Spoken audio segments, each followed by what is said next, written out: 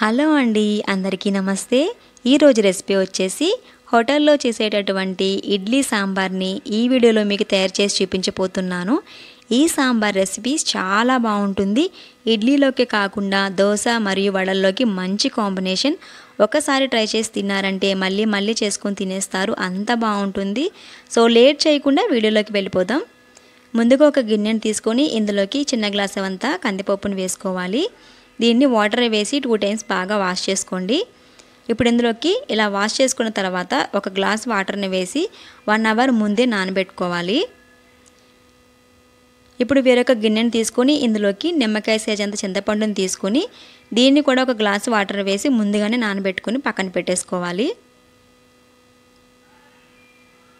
ముందుగా stove on చేసుకుని కుక్కర్ని ఉంచి ఇందులోకి నానబెట్టి పెట్టుకున్న కందిపప్పుని వేసుకోవాలి. ఈ చిన్న గ్లాస్ కందిపప్పుకి 3 గ్లాసుల వరకు వాటర్ని వేసుకోండి. చిన్న ఉల్లిపాయలు 4 వేసుకోవాలి. చిన్నవి లేకపోతే ఒక పెద్ద ఉల్లిపాయని పొడవుగా కట్ చేసి వేసుకోండి. సొరకాయ ముక్కలు వేసుకోవాలి, అలాగే వంకాయ ముక్కలు వేసుకోవాలి. అలాగే 2-3 పచ్చిమిర్చి, 2 కరివేపాకు రెమ్మలను కూడా వేసుకోండి. 3 వెల్లుల్లిపాయ రెబ్బలను కూడా వేసుకోవాలి. అలాగే 1/2 టీ స్పూన్ వరకు పసుపు, 1/2 టీ స్పూన్ వరకు ఆయిల్ని వేసి కుక్కర్ మూత ఉంచి 4-5 విజిల్స్ వచ్చే వరకు వెయిట్ చేయాలి. ఇప్పుడు వేరొక స్టవ్ మీద కళాయిని ఉంచి ఇందులోకి 1 టేబుల్ స్పూన్ వరకు ఆయిల్ వేసుకోవాలి. కొద్దిగా వేడైన తర్వాత 1/2 టీ స్పూన్ వరకు శనగపప్పు, 1/2 టీ స్పూన్ మినప్పప్పు, 1/2 టీ స్పూన్ జీలకర్ర, 2 టేబుల్ స్పూన్ వరకు ధనియాలను వేసుకొని కొద్దిగా దోరగా వేయించుకోవాలి. ఇవి కాస్త వేగిన తర్వాత ఇందులోకి 3 ఎండుమిర్చి, మసాలా దినుసులు, 1 దాల్చిన చెక్క, 3 లవంగాలు వేసుకోవాలి. 1/2 టీ స్పూను మిరియాలు, అలాగే 1/2 కప్పు పచ్చి కొబ్బరిని వేసుకోండి. ఈ మసాలా టేస్ట్ వల్లనే సాంబార్ అనేది చాలా బాగుంటుంది. సో దీన్ని ఎక్కడ మాడిపోకుండా చక్కగా దోరగా వేయించుకోవాలి.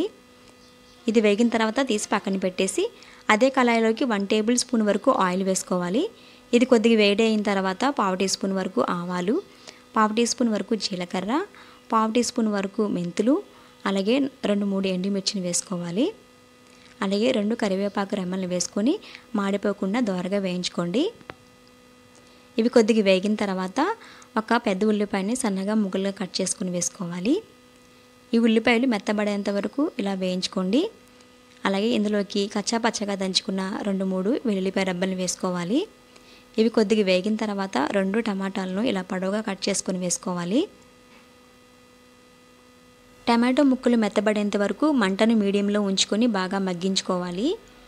కుక్కర్ అనేది విజిల్స్ వచ్చి పప్పు అనేది ఉడికిపోయింది. సో దీన్ని మెత్తగా రుబ్బేసుకొని పక్కన పెట్టేసుకోవాలి. ఇప్పుడు టమాటో ముక్కలు అనేవి మెత్తబడిన తర్వాత ఇందులోకి 1 టేబుల్ స్పూన్ వరకు కారం, 1/2 టీ స్పూన్ వరకు పసుపు, అలాగే రుచికి సరిపడినంత ఉప్పును వేసుకొని ఒకసారి బాగా కలిపేసుకొని నానబెట్టి పెట్టుకున్న చింతపండు రసాన్ని కూడా వేసేసుకోవాలి. ఇప్పుడు ఒకసారి గరిటెతో బాగా కలిపేసి మూత పెట్టి ఒక 3 నిమిషాల వరకు బాగా మగ్గించుకోవాలి. చూడండి, చింతపండు రసం అనేది మగ్గిపోయింది కదా. ఇప్పుడు ఉడికించి పెట్టుకున్న పప్పును కూడా ఇందులో వేసుకోవాలి.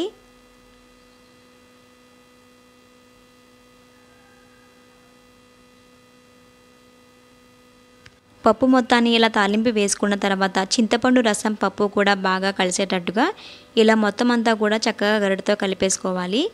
ఇలా తాలింపు వేసుకోవడం వల్ల సాంబార్ అనేది మంచి రుచితో చాలా బాగుంటుంది. చూడండి, చింతపండు రసం అంతా కూడా బాగా కలిసిపోయింది కదా.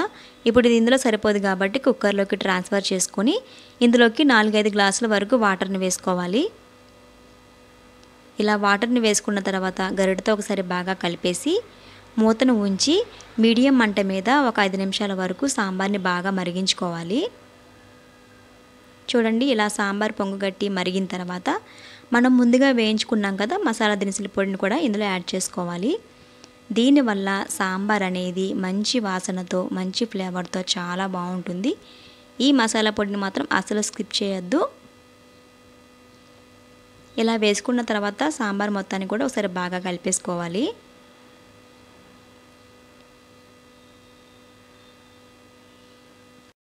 ఇలా సాంబార్ మొత్తం బాగా మరిగిన తర్వాత చివరిగా చిటికెడంత బెల్లము, కొద్దిగా కొత్తిమీర వేసుకొని ఒక 2 నిమిషాల పాటు సాంబార్ని బాగా మరిగించుకోవాలి.